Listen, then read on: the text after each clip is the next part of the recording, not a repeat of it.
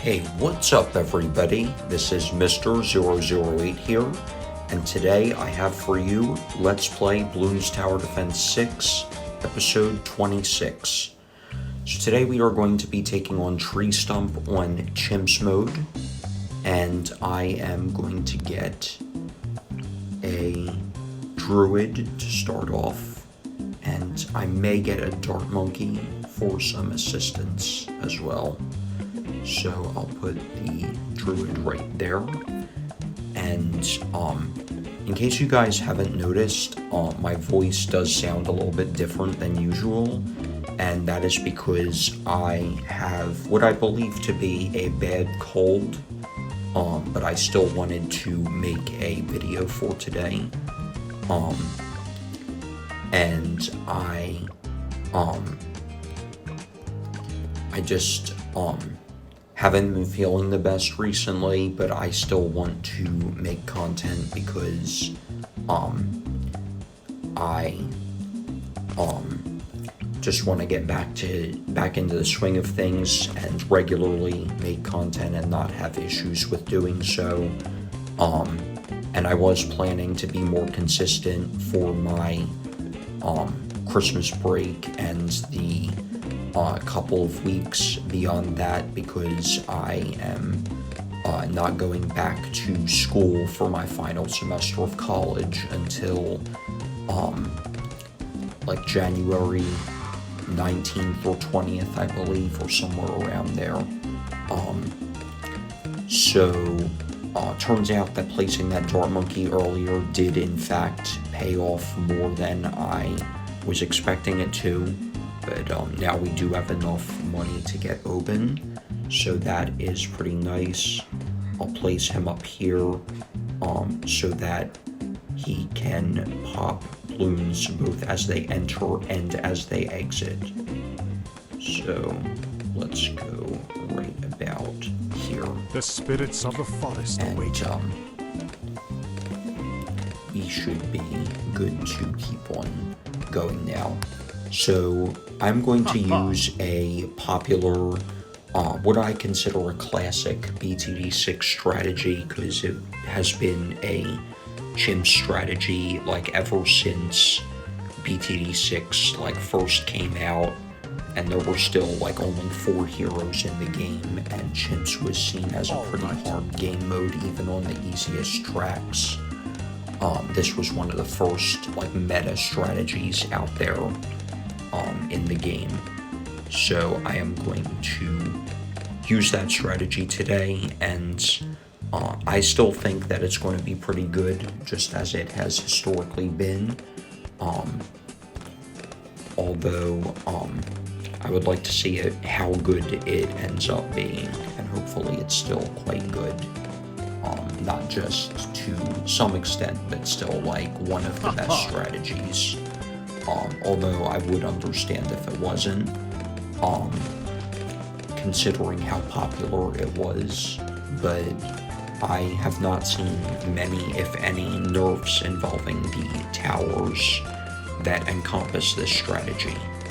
So we are going to put our 5th Druid onto the stump right there, and we are also going to be getting a village for support, although we do need camo detection, so we are going to upgrade this Dart Monkey right here, and that is enough for now, but we do need to be on the lookout for round 33, I believe is when we will have our next bunch of camo balloons to worry about.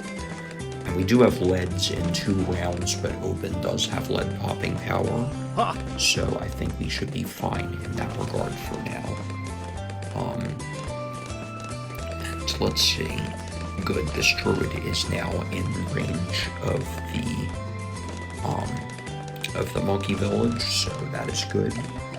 And we are going to start focusing on some upgrades now for our druids, and we also should get some more camo detection, so I'm thinking maybe a ninja here for now, and we will get a 101 so that we have some adequate camo popping power for now, but we don't need to worry about spending too much. Nice.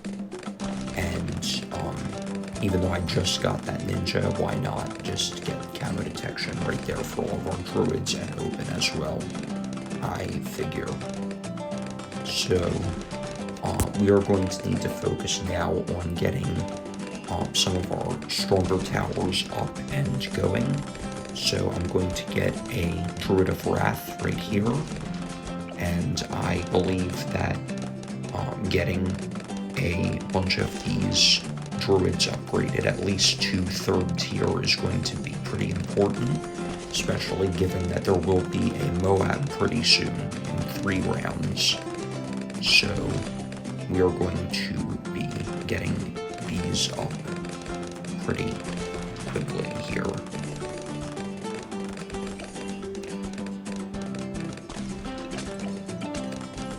So we have 4 cross-pathed Druids of Wrath, and we are about to get a 5th right here. And we are also going to make sure we put down the brambles here. It looks like they did not go right to the front, but that is okay.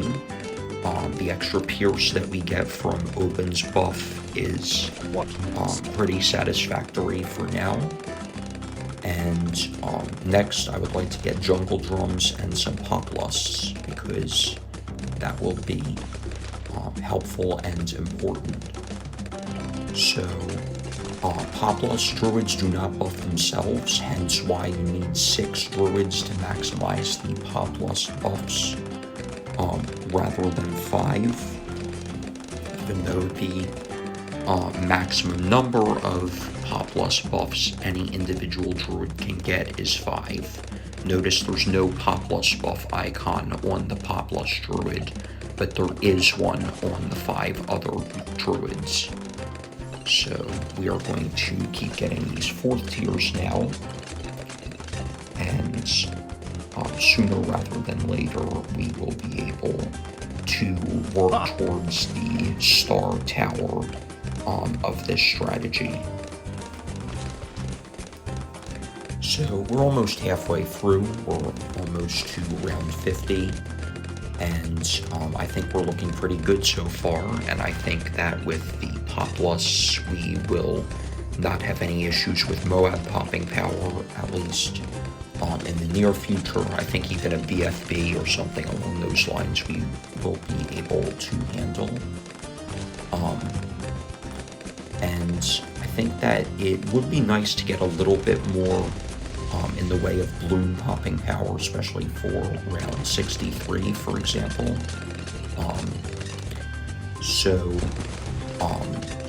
We will see how much we can save up by then, and hopefully we won't need to spend too much by that time. Or better yet, we will be able to get the tower by then that this strategy relies on the most. So we are looking fine now, and we are saving up decently. And I just want to take a little bit of time while we are saving up to talk about a video that I watched earlier today on YouTube. And that video that I'm referring to is on Ethan Reed's YouTube channel. He is a BTD6 YouTuber who is pretty well known, I'd say, within the BTD6 community. And he posted a short video that, for his channel in particular, is relatively long, because he's known to post rather short videos. However, despite these videos being short, they are still packed with content, because, he edits his videos well and all of that. But the video in particular that I am referring to is a video about BFB. About things that he wants to see come to BTD6 in the future. And the 3 things that he talked about in that video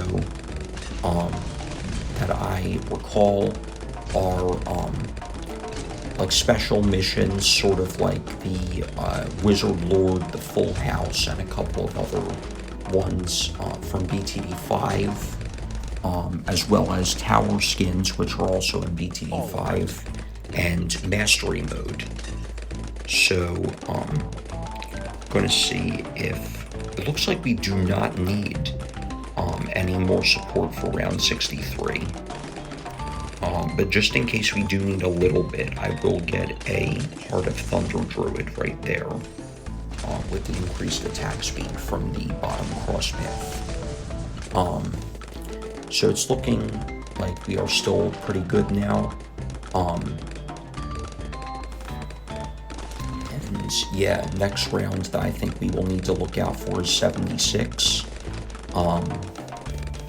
But getting back to the Ethan Reed video that I watched earlier, the third thing in the video, in case I did not already say this, is Mastery Mode from BTD5, which, for those of you who didn't play BTD5, Mastery Mode would give you less cash per pop. It would basically be half cash, but at the same time, all of the balloons would be one rank higher than they normally are.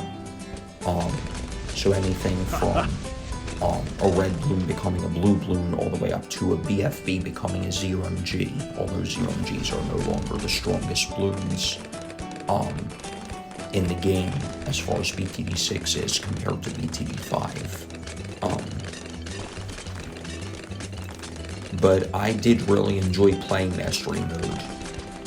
And I started a new BTD5 account recently. I'm almost back up to unlocking Mastery Mode again. And I just find that game mode really fun. I would like if it was in BTD6. And someone did say in the comments of that video that I watched that expert maps on chimps, for example, in Mastery Mode would be impossible to beat. And while that may be true, in fact it probably is true, I do not think that,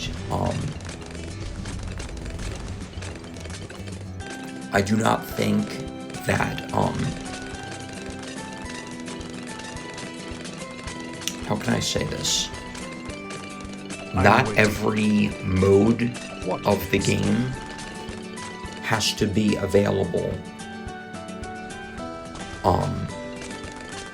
Nature prevails. Not every mode of the game has to be available.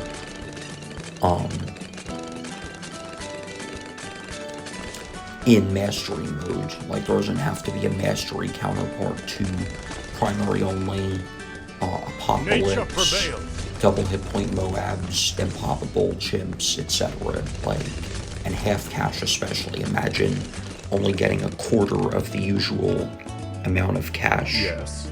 And like, imagine how nightmarish that would be to play. Speaking of which, I probably should have dropped the wall of trees sooner so that the balloons that survived that initial onslaught of thorns from my druids would not have that chance to regrow, or maybe none of them would have survived to begin with the trees absorbing a large portion of them.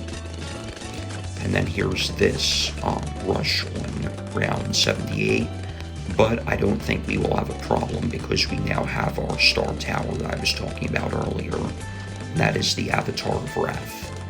So, I'm glad that this tower is finally up, and yeah, I think that overall we are in a good spot now. And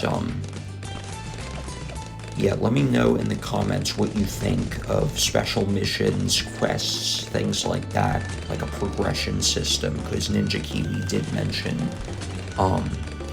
in a note talking about future updates after the release of 34.0, I believe this was, they mentioned about ZOMG. there Handle being it. a quest progression system or something like that that they want to implement in the game. Let me know what you think of that, and special missions and all of that. And also tower skins and Nature prevails. yeah, tower skins and mastery mode and all that. I, for one, definitely want the first and third of those things in the game, especially. Nature Tower prevails. skins would be cool, but some Ninja Kiwi staff did say that those are very hard to develop, especially because of all the upgrades and the visuals, the projectiles, and all of that for all these different Nature towers. prevails. With the number of upgrades there are for each one of them, would be very hard to implement, and that would probably take away from their time, as said by someone in the Nature comment section prevails. of that video. It will probably take away their time from being able to develop other things in the game. That would be like more important than just cosmetics, like new features, like new Nature like prevails. things that actually change the game Nature prevails. by a large margin for the better, ranging from boss balloons to paragons to contested territory and other possible new game modes and all that. CT is obviously already in the game, but I'm just Nature saying prevails. that was a big update, so that's why I mentioned contested territory there, Nature because prevails. it's like a big new feature in the game.